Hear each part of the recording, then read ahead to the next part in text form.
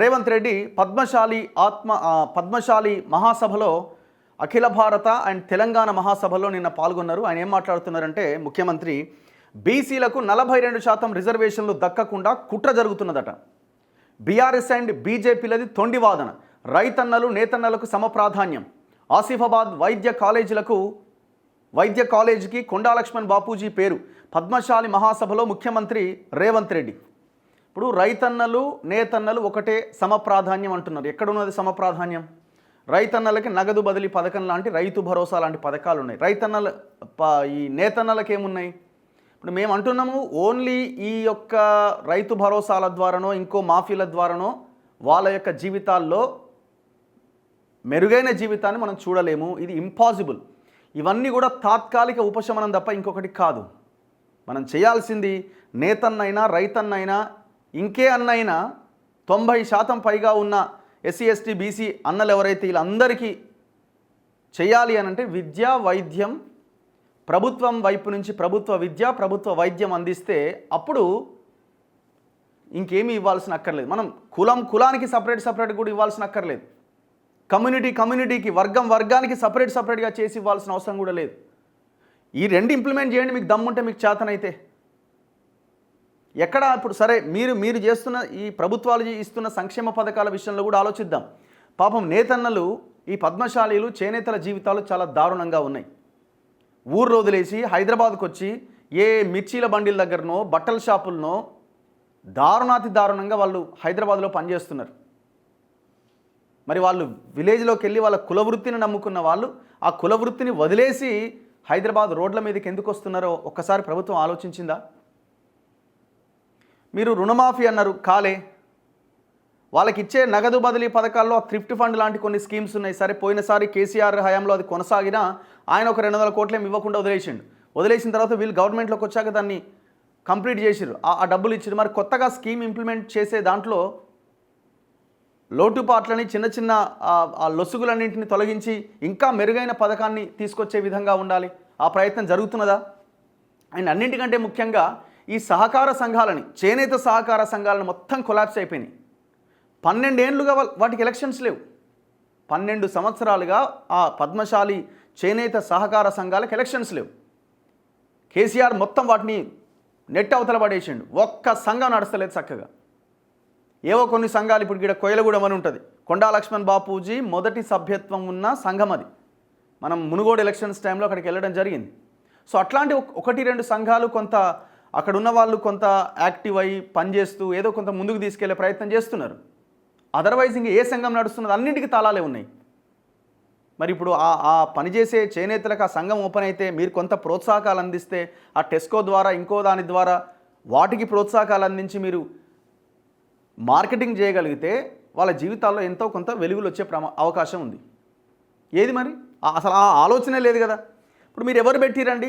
అవన్నీ పక్కన పెట్టండి. మినిస్టర్ ఎవరండి దీనికి? తుమ్మల నాగేశ్వరరావుకి పద్మశాలీల చేనేతల జీవితాలకు ఏమైనా సంబంధం ఉందా? ఎవరిని పెట్టాలి అక్కడ?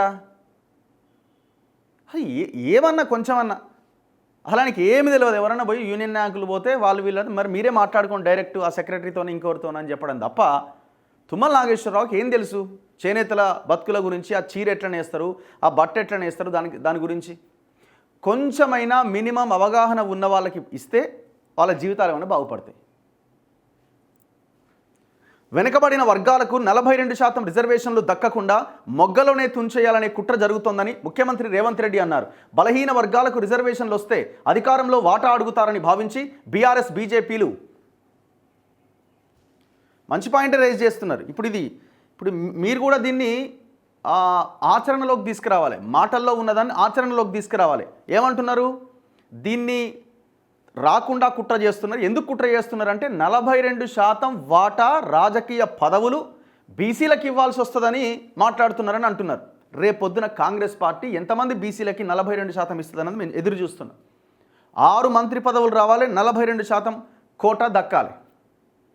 చూస్తున్నాం అదే. ఇప్పుడు నిన్న ప్రకటించిన ఎమ్మెల్సీ ఎలక్షన్లో వెరీ గుడ్. ఎందుకంటే ఒక్క ఓసీ లేకుండా ఆల్రెడీ ఓసీలు ఉండొద్దని అనట్లేదు, వాళ్ళ జనాభా ప్రకారం వాళ్ళకు ఇవ్వండి. ఎస్సీకి అండ్ బీసీలకి ఇందులో అకామిడేట్ చేశారు. ఒకటి సిపిఐ వాళ్ళకి ఇచ్చినట్టున్నారు, వాళ్ళు కూడా మంచి పర్సన్కే ఇచ్చారు. సో ఇది ఎట్లా సాధ్యమైంది? రాహుల్ గాంధీ ఎంటర్ అవ్వడంతో మీనాక్షి నటరాజన్ రాహుల్ గాంధీ ఆధ్వర్యంలో ఈ నిర్ణయం జరిగింది. సో మీరు ఇక్కడే తీసుకున్న నిర్ణయాల్లో కూడా ఈ 42% వాటా ఈ పదవుల్లో వచ్చేలాగా చేయండి. తెలంగాణలో కులగణనకు పునాది రాయి పడితే పురిట్లోనే గొంతు నొక్కాలని కొందరు కుట్ర చేస్తున్నారు. దీన్ని తిప్పికొట్టి ప్రభుత్వానికి అండగా నిలవాలని కోరారు. 42% రిజర్వేషన్ అమలు చేసి చూపిస్తామని ముఖ్యమంత్రి ప్రకటించారు. శభాష్ అనే అంటారు. దాంట్లో ఏమాత్రం ఇబ్బంది లేదు. మీరు ఒకవేళ చేస్తే శభాష్ అంటారు, చేయకపోతే ఏమాయని అడుగుతారు.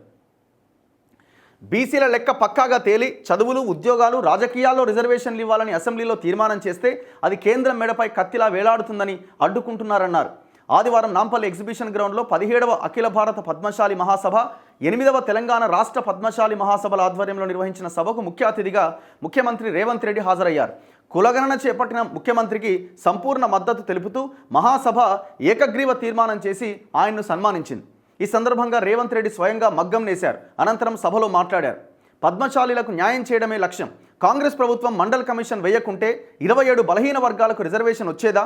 బీఆర్ఎస్ ప్రభుత్వం సమగ్ర కుటుంబ సర్వేలో తేల్చిన బీసీల లెక్క 51% అయితే మా ప్రభుత్వం సామాజిక సర్వేలో 56.33% అని నిర్ధారించింది. ఇప్పుడు ఈ లెక్కలు ఇవన్నీ వదిలిపెట్టండి.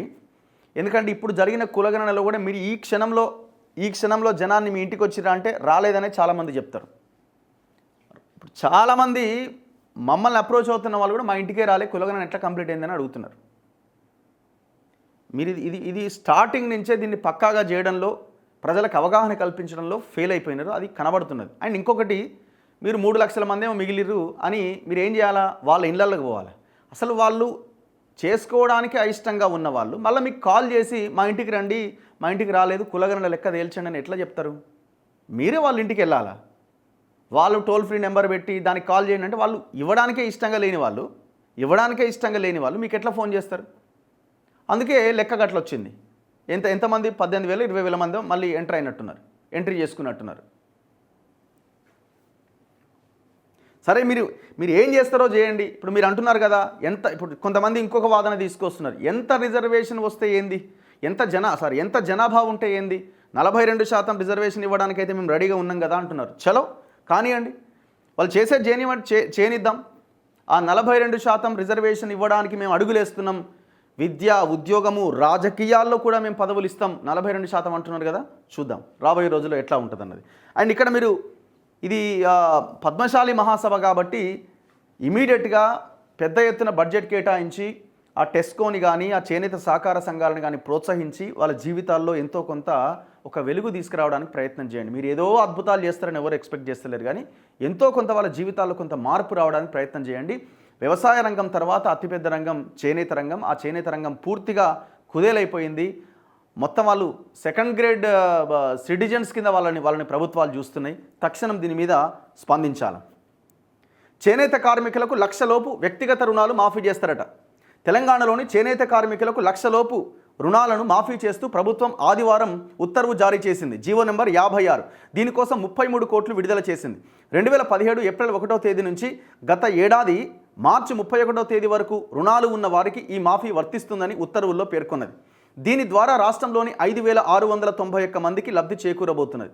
2014 పెట్టవచ్చు కదా, 2017 బదులు 14 పెట్టవచ్చు కదా. మహా అయితే ఎంత అయితే ఇప్పుడు మీకు 4 ఏళ్లలో 5,000 కోట్లు అయినాయి. ఇంకెంత అయితే మహా అయితే ఓ 2-3 వేల కోట్లు ఏమైనా పెరిగేయేమో.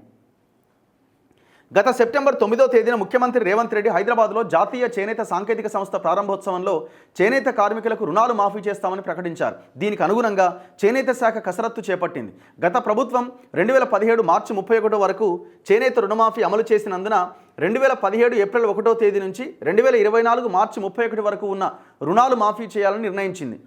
ఓకే, గత గవర్నమెంట్ 2014 to 17 వరకు ఉన్న అప్పులు మాఫీ చేసిందట.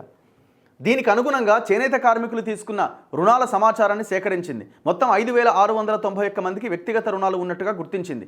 వారికి 33 కోట్లు అవసరమని ప్రభుత్వానికి నివేదించింది. దీనికి అనుగుణంగా ప్రభుత్వం ఉత్తర్విచ్చింది. ఇది నేతన్నలకు తీపి కబురని, వారికి అన్ని విధాలుగా అండగా ఉంటామన్న ప్రభుత్వం మరింత మేలు చేసేందుకు రుణమాఫీ నిర్ణయం తీసుకుందని చేనేత జౌళి శాఖ మంత్రి తుమ్మల నాగేశ్వరరావు చెప్పారు.